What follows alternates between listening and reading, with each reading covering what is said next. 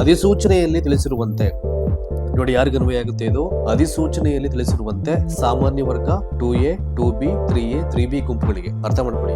ಯಾರ್ಯಾರಿಗೆ ಸಾಮಾನ್ಯ ವರ್ಗ 2A 2B 3A 3B ಗುಂಪುಗಳಿಗೆ ಸೇರಿರ್ತಕ್ಕಂಥ ಅಭ್ಯರ್ಥಿಗಳು ಕರ್ನಾಟಕ ಶಿಕ್ಷಕರ ಅರ್ಹತಾ ಪರೀಕ್ಷೆಯಲ್ಲಿ ಕನಿಷ್ಠ 60% ಅಷ್ಟು ಅರ್ಹತಾ ಅಂಕವನ್ನು ಪಡೆದಿರಬೇಕು. ಹಾಗಾದ್ರೆ 60% ಅಂದ್ರೆ ಎಷ್ಟು?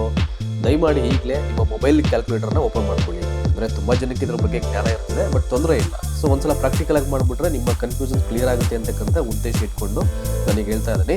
And you should open your mobile calculator. So ಹೇಗೆ ಮಾಡಬೇಕು ಅಂತಂದ್ರೆ ನಿಮ್ಮ ಸ್ಕ್ರೀನ್ ಮೇಲೆ ಅಬ್ಸರ್ವ್ ಮಾಡಿ. 90 divide by 150 90 divide by 150 into 100 ಹಾಕೊಳ್ಳಿ. ಸೊ ಎಷ್ಟು ಬರುತ್ತೆ ಪರ್ಸೆಂಟೇಜು? 60% ಬರುತ್ತೆ. 60% ಅಂದರೆ ಇಟ್ಸ್ ನಥಿಂಗ್ ಬಟ್ ಯಾರು 90 ಅಂಕವನ್ನು ಪಡ್ಕೋತಾರೆ 150 ಮಾರ್ಕ್ಸ್ಗೆ TET ಎಕ್ಸಾಮಲ್ಲಿ ಅವರು ಎಲಿಜಿಬಲ್ಲು. ಯಾರೆಲ್ಲ ಎಲಿಜಿಬಲ್ಲು? 90 ಅಂಕವನ್ನು ಪಡ್ಕೊಂಡ್ರೆ.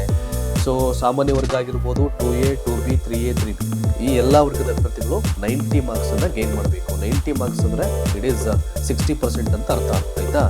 ಸೊ ನೆಕ್ಸ್ಟ್ ಈಗ ನೋಡಿ, ಇಲ್ಲೊಂದು ಪಾಯಿಂಟ್ ಇದೆ. ಪರಿಶಿಷ್ಟ ಜಾತಿ, ಪರಿಶಿಷ್ಟ ವರ್ಗ, ಪ್ರವರ್ಗ 1 ಹಾಗೂ ವಿಶೇಷ ಚೇತನ ದಿವ್ಯಾಂಗ ಅಭ್ಯರ್ಥಿಗಳು ಕರ್ನಾಟಕ ಶಿಕ್ಷಕರ ಅರ್ಹತಾ ಪರೀಕ್ಷೆಯಲ್ಲಿ ಕನಿಷ್ಠ 55% ಅರ್ಹತಾ ಅಂಕಗಳನ್ನು ಪಡೆದಿರಬೇಕು. ಸೊ ಹಾಗಾದ್ರೆ 60% ಅಂದರೆ 90 ಮಾರ್ಕ್ಸು, 55% ಅಂದರೆ ಎಷ್ಟು ಮಾರ್ಕ್ಸ್ ಬರುತ್ತೆ? ನಿಮ್ಮ ಕ್ಯಾಲ್ಸಿಯನ್ನು ಓಪನ್ ಮಾಡ್ಕೊಳ್ಳಿ. ಅಗೇನ್ ಅಲ್ಲಿ ಟೈಪ್ ಮಾಡಿ 83 divide by 150 83 divide by 150 into 100 ಮಾಡಿದಾಗ ಎಷ್ಟು ಬರುತ್ತೆ? ನಿಮ್ಮ ಸ್ಕ್ರೀನ್ ಮೇಲೆ ಅಬ್ಸರ್ವ್ ಮಾಡಿ. ಅದು ಕೂಡ ನಾನು ಕ್ಯಾಲ್ಕುಲೇಟ್ ಮಾಡಿ ಅಟ್ಯಾಚ್ ಮಾಡಿದ್ವಿ ಅದೊಂದು ಇಮೇಜನ್ನು ನೋಡಿ. 83 ಡಿವೈಡ್ ಬೈ 150 ಇಂಟು 100